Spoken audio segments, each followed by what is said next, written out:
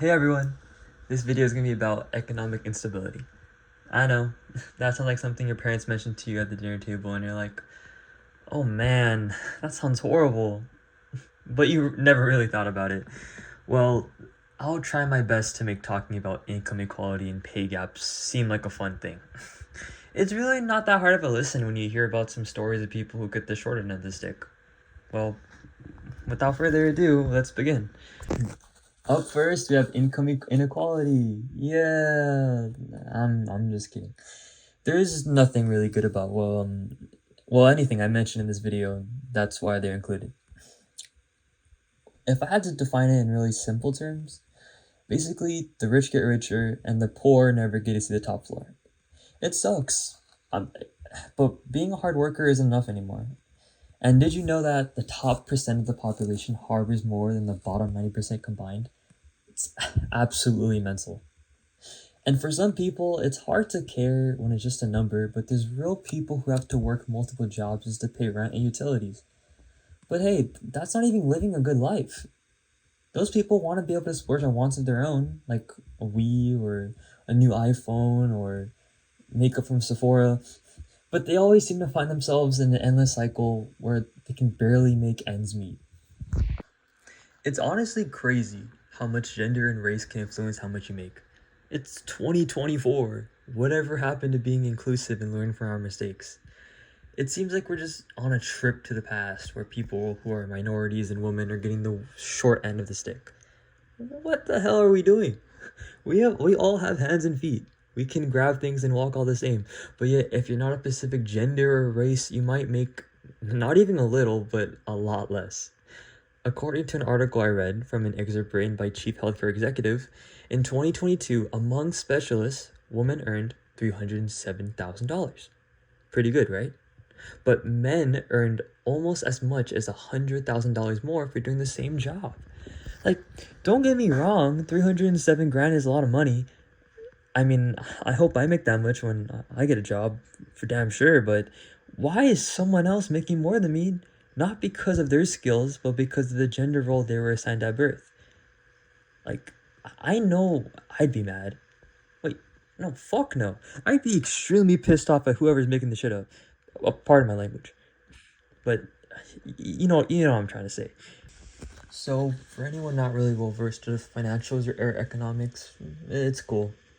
I didn't really know half of this before I did some research.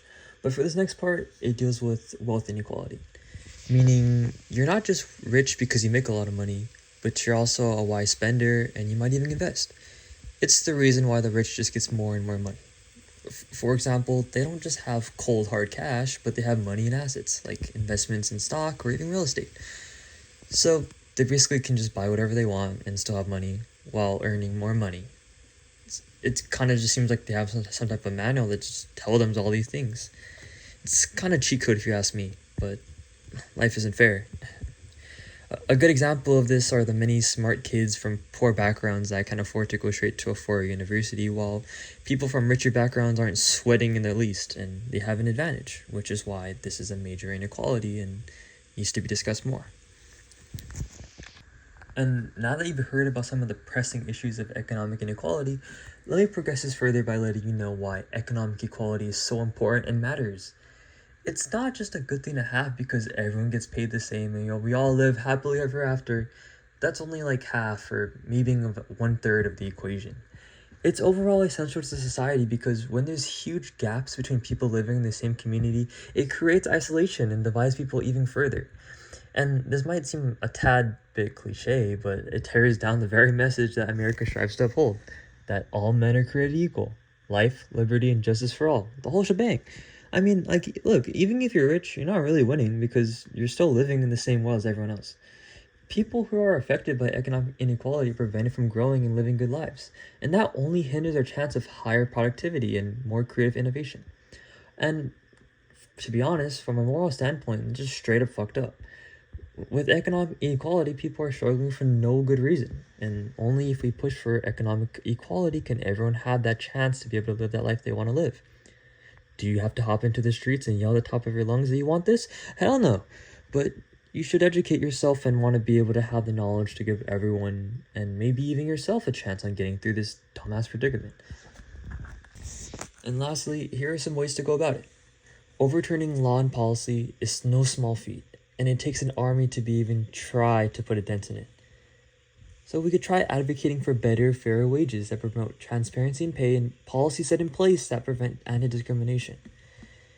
We can give support and stand up for initiatives that grant access to a standard education, general healthcare, and affordable housing.